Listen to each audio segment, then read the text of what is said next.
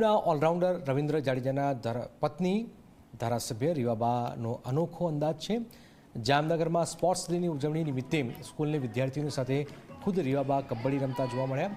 Sports ડેની ઉજવણી નિમિત્તે જામનગરની જીડી શાહ સ્કૂલમાં આયોજિત કાર્યક્રમમાં રીવાબા જાડેજાએ હાજરી આપી, જેમાં વિદ્યાર્થીઓ સાથે કબડ્ડી, રસ્સા ખેંચ, બેલેન્સ કોન જેવી રમતોમાં ભાગ લઈ વિદ્યાર્થીઓનો ઉત્સાહ વધાર્યો અને પોતાના સ્કૂલ દિવસોને યાદ કર્યા। તેણે વિદ્યાર્થીઓને મોબાઈલ અને વિડીયો ગેમ્સથી દૂર રહી મેદાની રમતો તરફ વળવાનો અનુરોધ પણ કર્યો હતો।